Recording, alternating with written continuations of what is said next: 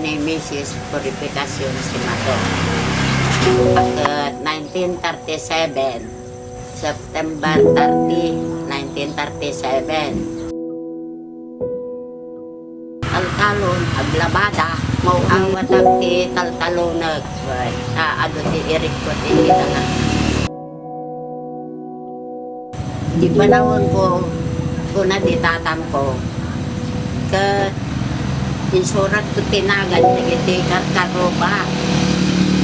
Hindi malpas ko nga maisurat ay, pagka ni tatang ko nga hanap na ang basan.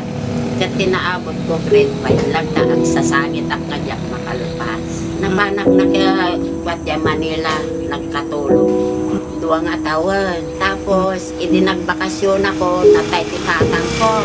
Tapos, malpas ti makatawan.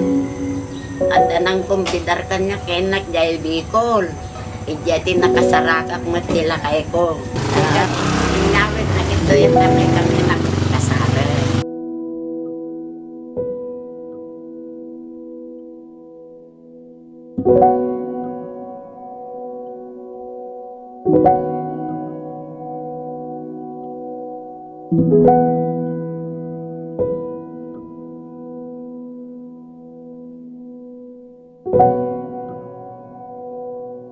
Kaya pa, maawan ti aw-away ko. Aw-ahalan ti tao.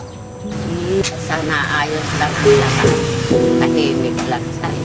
Tahimik dito sa barangay natin. Maganda ang ano ng kapitan dito. Sana mapayapa lang yung gubat.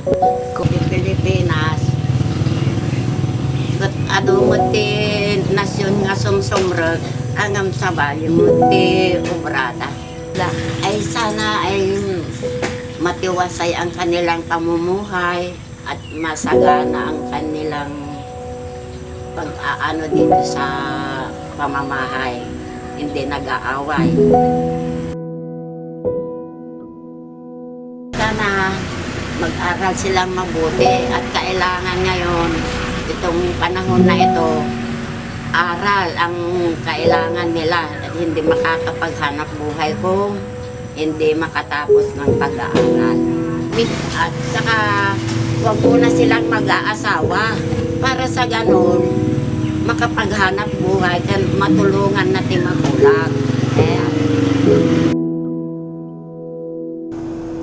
In a world often marked by chaos and uncertainty, peace and confidence serve as a guiding light. Sacrifice, though challenging, is essential for shaping our future. It also provides valuable lessons, new experiences, and teaches us to appreciate what we have and to value ourselves. Mrs. Purificación Simatu, an 87-year-old resident of Pagudpud, Ilocos Norte, Philippines, embodies the spirit of sacrifice. Throughout her life, she has maintained a hopeful vision of a better world. Despite the presence of chaos, she envisions a future filled with peace and love.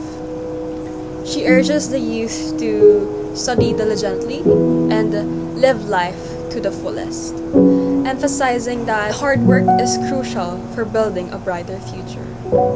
Mrs. Simatu's life and message demonstrates the importance of love and peace. Her enthusiastic belief in these values as the key to a better future, coupled with her emphasis on responsibility, living fully, and inspires us to shape our own desired destiny.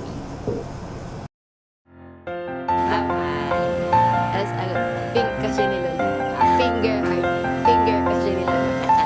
Kachay. Stoy.